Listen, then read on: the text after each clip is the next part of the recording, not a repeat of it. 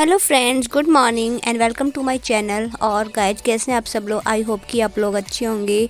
और गाइज मैं प्रतिभा, मैं भी बहुत अच्छी हूँ फ़िलहाल। और मॉर्निंग का टाइम हो चुका है, तो जो क्लीनिंग वगैरह है वो मैंने स्टार्ट कर दिए। तो उससे पहले ये जो बिस्तर वगैरह है वो मैं रख लेती हूँ तय कर। तो गाइज क्या है कि अभी हम लोग ना आंगन में ही सोते हैं। गर्मी लगती है अंदर सोने में, उमस टाइप की लगती है, तो इस वजह से अंदर नहीं सोते हम लोग, आंगन में सोते हैं। आंगन में सोने में एकदम ठंडा ठंडा सा फील होता है, तो वहीं सोते हैं। तो जैसे बच्चे हैं वो लेट ही उठते हैं, तो क्या करते हैं, जैसे जिगर खासतौर से उन्हें बिस्तर ला के ना ऐसे पटक देता है। तो वही मैं सोची थी किसे तय कर दूं, और वह पहले भी बिस्तर पर है, तो मैंने कहा चलो अच्छे से सारे वापस से मैं तय कर देती हूँ। तो वही मैं साफ़ सफाई करके वहाँ से, और फिर ये बिस्तर है जो मैं से तय कर रही थी। अभी मुझे बैठ के क्लीनिंग करनी है और झाड़ू वगैरह भी लगानी है। भाभी जो है वो ब्रेकफास्ट बना रही है, और मैंने कहा जब तक मैं क्लीनिंग वगैरह कर देती हूँ। एक्चुअली क्या है कि जो प्रेग्नेंट लेडी होती है उन्हें झाड़ू लगाना चाहिए। डॉक्टर भी कहते हैं कि इन्हें झाड़ू लगाना चाहिए, अच्छा होता है बेबी के लिए। इससे कहता है कि बेबी जो होता है ना वो मूवमेंट करता रहता है, तो इसलिए कुछ काम करो या ना करो, प्रेगनेंसी में झाड़ू लगाना चाहिए। मुझे सब लोग बोलते हैं, फैमिली में भी सब लोग बोलते हैं। तो वही मैं जो है क्लीनिंग कर रही हूँ, बैठ के नहीं करती। कोई जैसे लंबी सी झाड़ू होती है उसको लेके फिर मैं जो है झाड़ू लगाती हूँ। बैठ के नहीं लगाना चाहिए, तो इसीलिए वही लगाती हूँ। तो मैंने कहा इससे पहले मैं जो ये है बिस्तर वगैरह सही कर लेती हूँ, वही मैं कर रही हूँ। और गाइस आप लोगों को तो पता ही है कि जो मेरे पापा जी हैं उनकी तबीयत ख़राब चल रही है। पापा जी को 2 दिन हो चुके हैं हॉस्पिटल गए हुए, पापा एडमिट हैं और वहाँ पे उनकी ट्रीटमेंट चल रही है। वहाँ जाते हैं तो ठीक ही रहते हैं, और पता नहीं क्या होता है, घर आते हैं ना तो उनको थोड़ी प्रॉब्लम सी होती है। तो हम लोग बोले कि फ़िलहाल अच्छे से वहीं रखो, अच्छे से ट्रीटमेंट करवा दो भैया को बोले, और जब बिल्कुल ठीक हो जाएंगे जब लेके आना। तो वही उनकी ट्रीटमेंट वगैरह भी चल रही है। अभी तो सब नॉर्मली चल रहा, बता रहे हैं कि सब कुछ ठीक ही है, इको वगैरह किया है तो सब बता रहे हैं कि ठीक है। पता नहीं क्या हो जाता है, जब घर आते हैं तो उनकी तबीयत जो है वो ख़राब हो जाती है। और मेरी जो बुआ वगैरह आई थी वो तो उसी दिन चली गई थी।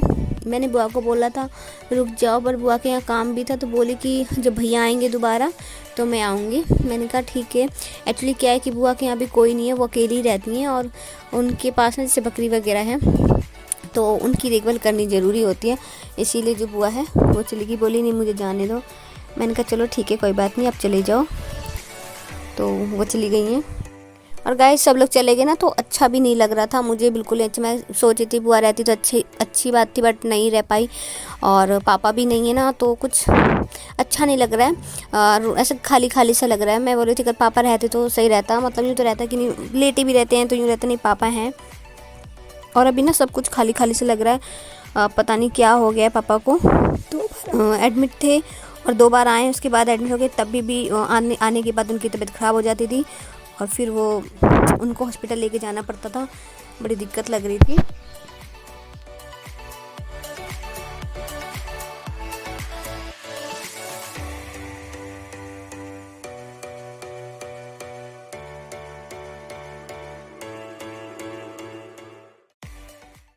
तो फ्रेंड जो मेरी क्लीनिंग थी वो मैंने कर ली थी, और उसके बाद मैंने लिया था शावर। और आज जो मेरे हेयर है वो भी मैंने वॉश किए थे। उसके बाद मैंने जो किशन जी है उनको नहलाया, उनके कपड़े वगैरह चेंज किए, और फिर उसके बाद जो है मैं उनकी पूजा करने लगी। तो अभी मैं जो चंदन होता है उनसे उनका टीका कर रही थी, पहले मैंने उनका टीका किया, और उसके बाद अब मैं जो है वो दिया लगाने वाली हूँ। तो जो दिया है वो मैं तिल के तेल से लगाती हूँ। हम लोग जो है घर में तिल के तेल से ही दिया लगाते हैं। और जो देसी घी का जो दिया था वो कभी कभार जो मतलब ज़रूरी जहाँ होता है, ख़ास होता है, ज़रूरत होती है, वहीं पे में हम लोग लगाते हैं। नहीं तो बाकी हम लोग तिल के तेल से ही दिया जो लगाते हैं। और पहले हम लोग घी का ही यूज करते थे, बट जब से हम लोग यहाँ पे आए ना तो हम लोग तिल के तेल का ही यूज करें। सब लोग तिल के तेल का यूज करते, तो हम लोग भी तिल के तेल का ही यूज करने लगे। और उसके बाद जो है मैं मंत्रों की जो माला होती है वो मैं जप करने लगी। वो मैं ज़रूर करती हूँ। तो फ़िलहाल एक माला मैं वो जो मंत्रों की माला है वो जप करने वाली हूँ। तो ऐसे ही मैं पूजा करती हूँ गाय। आप लोग बताइएगा कि आप लोग कैसे करते हैं। मैं तो ऐसे ही पूजा करती हूँ, जो भोग वगैरह है वो लगा देती हूँ, और जो ये मंत्र वगैरह ऐसे ही जाप कर लेती हूँ मैं। तो hello guys, welcome back to my channel. तो गाइज कल जो है अचानक से हमारे साथ बहुत ज़्यादा बुरा हो गया। एक्चुअली क्या है कि आफ्टरनून तक तो ठीक था, सब कुछ नॉर्मल चल रहा था, बट आफ्टरनून में ऐसी मतलब खबर आने लगी कि मेरे और मेरी मम्मी का ना जो रो रो के एकदम बुरा हाल हो गया था, बहुत ज़्यादा। तो मैंने जो ब्लॉग्स था वो मेरा मॉर्निंग का तो मैंने शूट कर लिया था, बाकी उसके बाद मैंने कोई भी ब्लॉग शूट नहीं किया। एक्चुअली क्या है कि अचानक से जैसे भैया का फ़ोन आया हमारे पास, मेरे पास आया, और भैया बोलने लगे कि पापा का दोबारा से जो ऑपरेशन है वो करना है।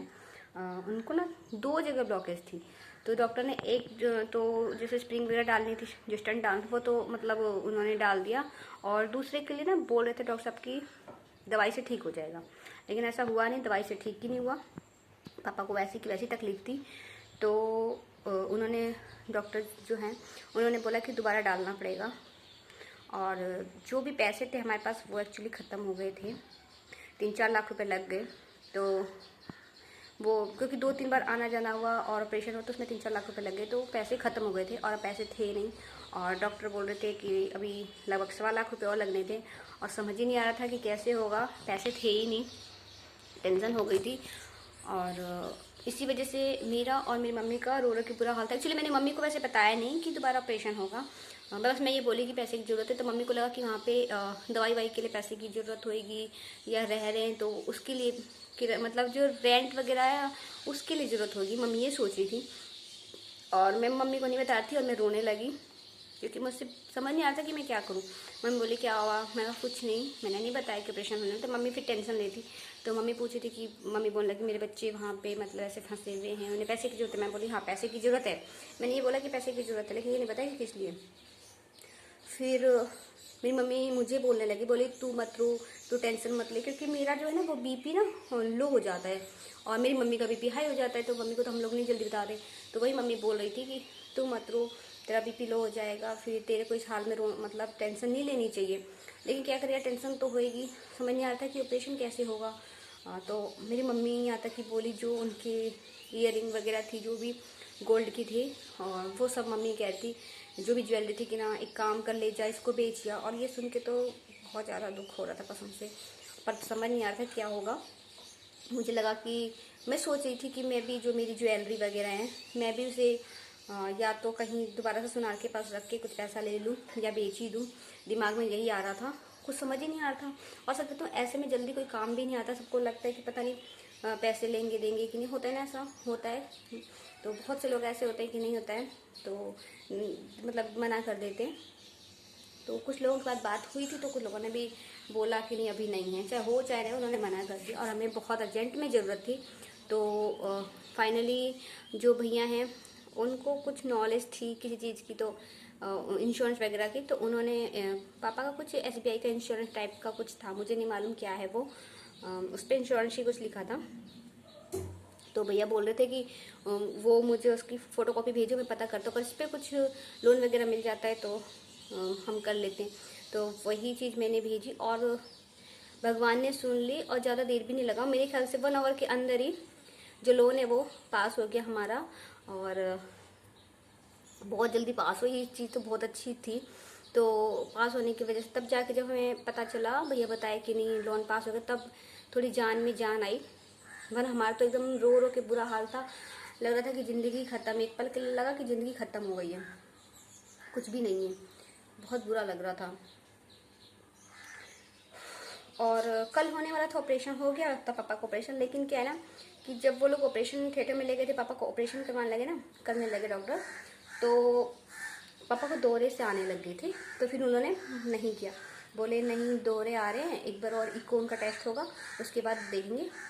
तो ये भी मैंने मम्मी को नहीं बताया कि पापा को दौरे आ रहे हैं, वरना मम्मी और टेंशन ले लेती, फिर इनको संभालना मुश्किल हो जाता।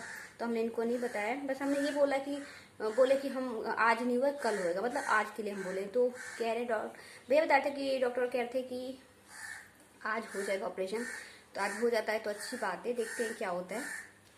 और थोड़ी जान में जान आ चुकी है कि नहीं अब होगा तो कोई दिक्कत नहीं, लेकिन अगर पैसे नहीं थे तो उस टाइम बहुत दिक्कत थी। तो गाइस बस आज के ब्लॉग में इतना ही, मिलते हैं नेक्स्ट वीडियो में नेक्स्ट ब्लॉग के साथ, तब तक अपना ख्याल रखिएगा। और हाँ, आप लोग प्रेयर कीजिए मेरे पापा और जल्दी से जल्दी ठीक हो जाए, तबीयत बहुत ज़्यादा ख़राब है, तो प्लीज़ आप लोग जरूर प्रेयर कीजिएगा कि मेरे पापा जल्दी से जल्दी ठीक हो जाएँ। Bye bye friends.